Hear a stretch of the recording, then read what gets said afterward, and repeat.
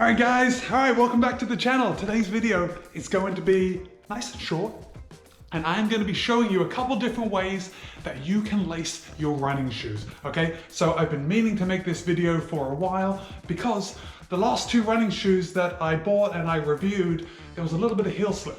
So that kind of made me think that I need to tell you guys how you can lock down the heel. And I'm going to show you a couple other ways too, but first I need to go out for my run. I was going to do this video before I went out for my run, but I've been wasting time drinking coffee and doing other stuff, so I need to get this run done or I might not get it done. But as soon as I come back and do all my other post-run stuff, like showering, eating breakfast, foam rolling, then I'm going to show you a couple different ways that you can lace your running shoes. So stay tuned and we'll be right back.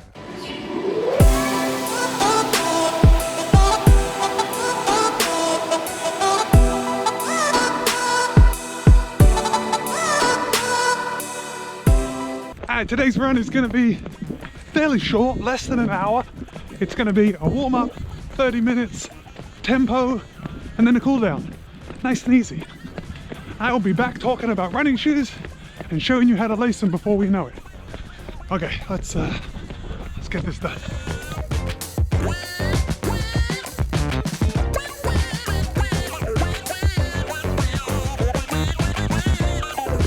Alright, I'm on my cool down.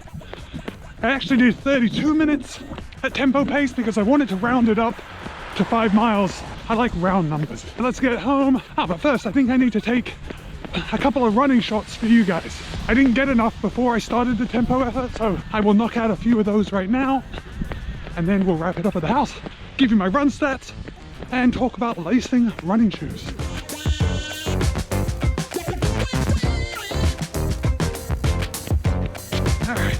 Alright, great run guys, great run. 7.2 miles or about 11.6 kilometers at an average pace of 6:57 a mile or about 4:19 a kilometer. Okay, it's 58 degrees out. It's pretty chilly and I'm soaked. Those tempo miles, they really broke a sweat. Alright, let's get inside. Let's talk about lacing running shoes. This is good. This is gonna be good. Listen, I know a lot of you know how to lace running shoes, but some of you may not, and I think this is going to be pretty valuable.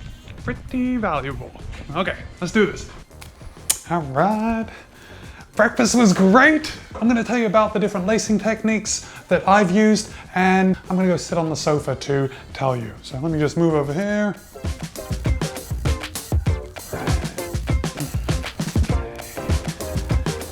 As you can see, I have chosen to use my wife's Pegasus 35 as our model shoe today, and the reason being is that it's a light color. All of the shoes that I'm running with right now, they're all black, they have black laces, very boring, and you really can't see how I'm lacing. So for today, I am using these Peg 35s. This first method of lacing, this is if you have wide feet, or you may find you have hot spots coming across the top of your foot. So the way we're going to handle this is to lace it as you normally would right in the beginning. Then we are just going to skip the eyelet right in the middle. Just like this. And by skipping this eyelet right in the middle, we're just taking pressure off the top of our foot, and that could reduce the hot spots that you get. All right, moving right along. This next way of lacing your shoes is also to reduce the pressure on the top of your foot, and this is called the straight lacing method. We have a short end of the lace right here, and we are going to come all the way up to the top where we're going to finish our lacing just like that. The way we deal with the long lace is to move it from one side to the other, so your laces will always be going straight across.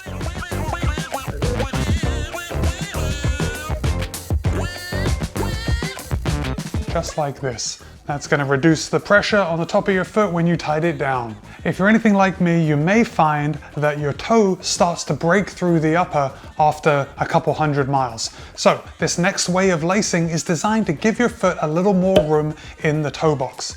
So on the inside bottom eyelet, we're going to take the lace and string it diagonally across just like this. Then we're going to go and lace the shoes as normally.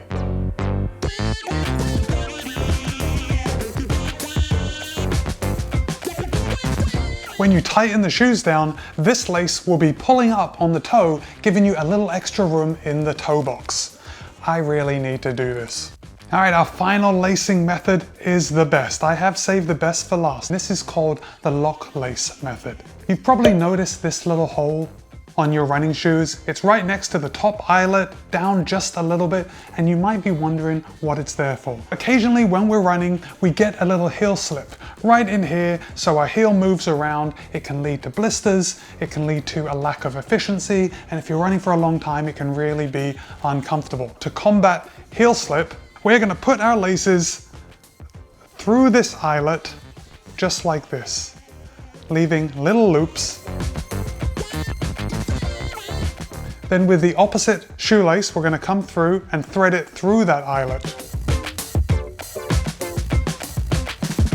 Then we can just cinch it down, and when we cinch it down, we tie the shoelaces as normal, and that will keep our heel in place. You wouldn't think that this 5mm space between the two eyelets does anything. It works wonders. This is the lock lace method, and this is what I really recommend if you are having any heel slip. All right, my friends, I hope you got some value from today's video. If you did, please give it a thumbs up. Listen, that's just like giving me a high five. If you're not already, consider subscribing. All right, I put out new running videos every single week. All right, until next time, be kind, be happy, run well. And I will see you next time. Is that too many next times?